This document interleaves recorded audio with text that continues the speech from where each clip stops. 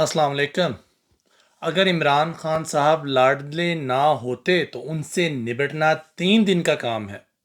ये शख्स मुल्क के लिए खतरनाक है। इन स्विंग बॉलिंग करने की बात करने वाले इमरान खान पहले अपने कोच का नाम बताएं। उसने कलमा का मतलब बिल्कुल सियासी बना दिया। ये कहते हैं कि उनको चुना गया है। आपने अपनी शक्ल देखी है।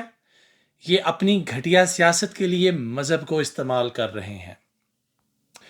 और इसके साथ साथ जब मरियम बीबी से सबसे पहले तो मैं आपको एक बात बताता चलूं कि ये जो बयान आपने दिया है मरियम बीबी उस बंदे को बॉलिंग करवाते हुए अब तो वो बेचारा रिटायर्ड हो गया, अब तो वो खुद कोच बन गया, उसको किसी कोचिंग की ज़रूरत नहीं।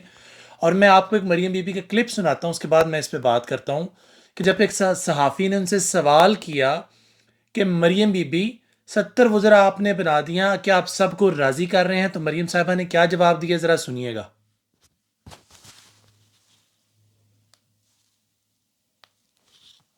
ठीक है, 70 गुजरा आपने बना दी, हालत मुल्क की ये है, प्लीज ये थोड़ा सा बताइए। वो किस लिए बना, सबको राजी कर रहे हैं? पता करके बताऊंगी। ठीक है, 70 गुजरा आपने बना दी, हालत मुल्क की ये है, दोबारा प्लीज ये सुनिए। थोड़ा सा बताइए। वो किस लिए बना, सबको राजी कर रहे हैं? पता करके बताऊंगी। जी, आप सब ने सुना, मरियम साहिबा कह रही हैं मैं आपको पता करके बताऊंगी। यानी हाल ऐसे हैं कि इनको खुद भी नहीं पता सियासत में क्या चल रहा है, इनके जो चचे हैं वो क्या कर रहे हैं, इनको पता करने की ज़रूरत महसूस हो रही है। एक और क्लिप बड़ा प्यारा है। एक सहाफ़ी सवाल करते हैं कि इमरान खान फाइनल कॉल देने जा रहे हैं, आपको पता है जब भी वो कॉल देते हैं तो आवाम निकलती है। यहीं पर मरीम नवाज ने डायरेक्ट टोक दिया, और टोकते हुए क्या कहा, ज़रा ये भी सुनिएगा। एहतजाज की कॉल देती है, वो जब भी सियासी ग्राफ देखे तो जब भी कॉल देते तो लोग उनके साथ निकलते हैं, और इसी मामले सॉरी आपका सवाल गलत है, जब भी वो कॉल देते हैं लोग नहीं निकलते। Madam last time I am sorry, आपका सवाल गलत है। मैडम आप सवाल पूरा सुन लीजिए। रवा माही एहतजाज की कॉल देती है, वो जब भी सियासी ग्राफ देखे तो जब भी कॉल देते तो लोग उनके साथ निकलते हैं, और इसी मामले सॉरी आपका सवाल गलत है, जब भी कॉल देते हैं लोग नहीं निकलते। जब भी वो कॉल देते हैं लोग नहीं निकलते। क्या कमाल की बात की है मरियम बीबी आपने। मरियम बीबी का कहना है कि जो लोग, इतने लोग निकल के आ जाते हैं वो एलियंस हैं। यानी कि वो लोग नहीं हैं, वो एलियंस हैं, क्योंकि लोग तो निकलते नहीं बकौल इनके। वो जो पिंडाल के पिंडाल भरे हुए होते हैं वो तो एलियन से भरे हुए होते हैं, लोग तो होते नहीं हैं। आगे चलते हैं। मौलाना फजलुर रहमान साहब के क्या कहने, आप यकीन जानिए। मौलाना फजलुर रहमान इस वक्त इतने बुखलाए हुए हैं, कोई बात किधर की जा रही है, किधर की जा रही है। यहाँ तक कि मौलाना फजलुर रहमान जो पीडीएम के सरबराह हैं, अब उनकी अपनी पार्टी के लोग उनसे एग्री नहीं करते। जो पीडीएम उन्होंने बनाई हुई है, जो ग्रैंड अलायंस उन्होंने बनाया हुआ है, उनकी अपनी पार्टी, जो उनकी जो पीडीएम की पार्टी है इस वक्त, जो तमाम 13 जमातों का जो जो लीड करते हैं, वो ही इनकी बात मानने को तैयार नहीं। अब आप ये हालिया मिसाल लीजिए कि पीपल्स पार्टी के रहनुमा जो खुर्शीद शाह साहब हैं, मैं ऊपर से देख के बोलूँगा, एग्जैक्ट वर्ड टू वर्ड बोलूँगा, फजल रहमान की जानब से पार्लियामेंट की मुद्दत में 1 साल की तोसी की तजवीज़ उन्होंने मुस्तरद कर दी। खुर्शीद शाह साहब ने अपने एक बयान में पीडीएम सरबराह मौलाना फजल रहमान की तजवीज़ को मुस्तरद करते हुए कहा कि पार्लियामेंट की मुद्दत में तोसी से अवाम में ये तासुर जाएगा कि सियासतदान इक़्तिदार के भूखे हैं। भाईजान वो तो हम सबको पता है, सियासतदान इक़्तिदार के भूखे हैं। खैर, हुकूमत को अपनी मुद्दत पूरी करके इंतखाबात की तरफ जाना चाहिए। आम इंतखाबात में 1 दिन की भी तोसी नहीं होनी चाहिए।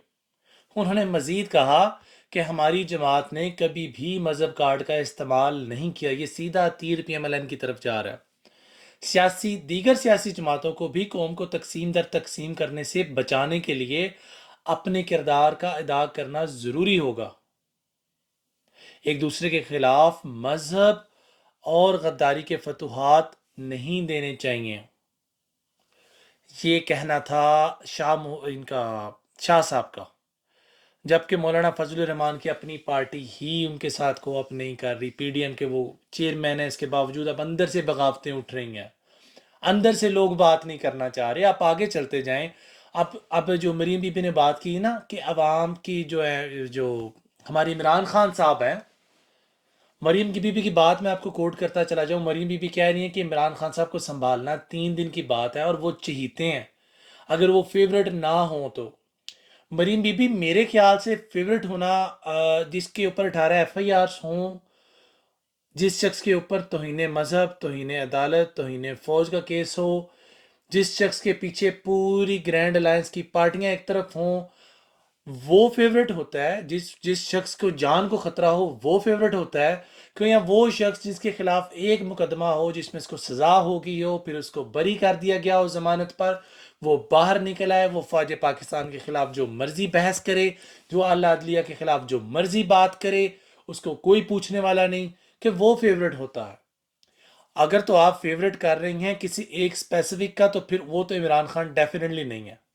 اور اگر آپ کے فیورٹ سے مراد عوام کا فیورٹ ہونا ہے، تو پھر ڈیفینیٹلی اطلاع عرض ہے کہ عمران خان اس وقت پاکستان کی 23 سے 24 کروڑ عوام کے دلوں میں بستے ہیں، اور جی ہاں، وہ 24 کروڑ عوام کے بہت فیورٹ ہیں۔ عمران خان صاحب کی مقبولیت کا اندازہ آپ کی جو جھوٹے بھونڈے ہتھ کنڈے ہیں وہ کور نہیں کر سکتے، اس کو نہیں دبا سکتے۔ جو عوام عمران خان صاحب سے محبت کرتی ہے، آپ کے ایک بیان سے کہنے سے سوری میں یہ نہیں مانتی سے فرق نہیں پڑے گا۔ تو آپ اپنی اسکرپٹ کو ریوائز کروائیں، اس کو کسی اچھے بندے سے لکھوائیں، اگر آپ کو کسی بات کو منافی بھی کرنا ہے تو اس کو اچھے الفاظ کے چناؤ سے کریں۔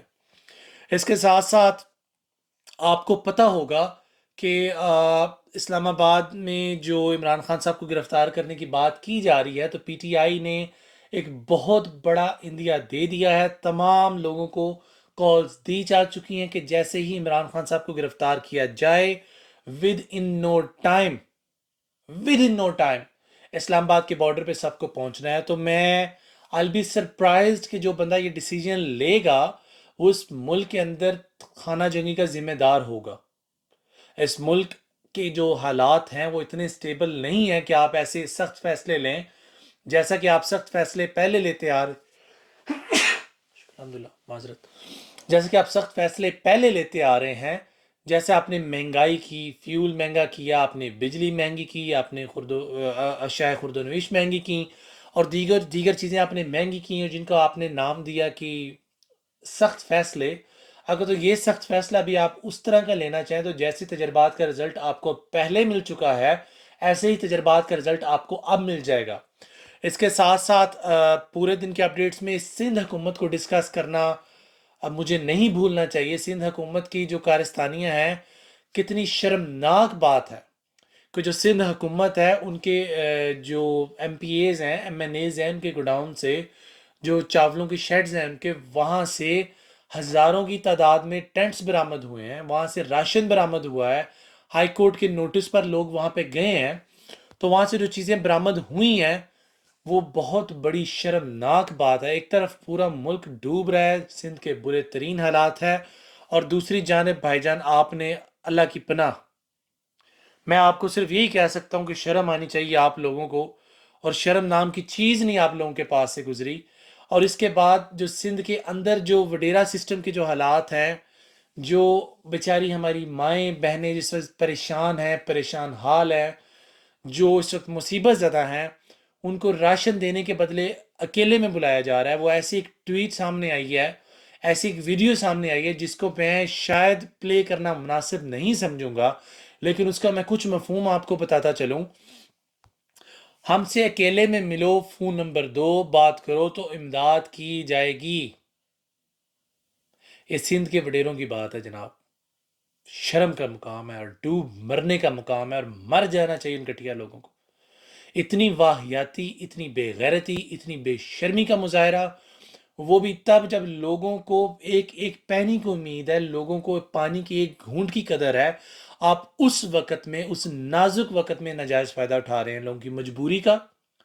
آپ شاید بھول گئے کل کو آپ نے بھی اس مٹی کے نیچے جانا ہے اور حساب آپ نے بھی دینا ہے۔ اور جس بہن نے بڑی بہادری کا مظاہرہ کرتے ہوئے جو بہن سامنے آئی ہیں، جنہوں نے سامنے آ کر بات کی ہے، جنہوں نے بڑی دلیری سے بات کی، انہوں نے کہا ہم کوئی پروسٹیٹیوٹس نہیں ہیں، اور آپ کو اگر پروسٹیٹیوٹس کی ضرورت ہے تو آپ ڈھونڈ لیں، آپ کو طوائفوں کی ضرورت ہے تو آپ ڈھونڈ لیں، ہمیں آپ کی اس امداد کی بھی ضرورت نہیں، ہم عزت دار گھرانوں سے ہیں، ڈوب کے مر جائیں سندھ کے وڈیرے لوگ، وقت بدلتے دیر نہیں لگتی، جو آج زبر ہے کل اس نے زیر ہونا ہے اور پھر اس نے پیش بھی ہونا ہے۔ تو اگر آج آپ زبر ہیں تو زیر کے اوپر زبر مت بنیے، یہ نہ ہو کہ جب آپ زیر ہو کے پیش ہوں آپ کے پاس سوائے پچھتاوے کے کچھ نہ بچے۔ اللہ نگہبان، پاکستان زندہ باد۔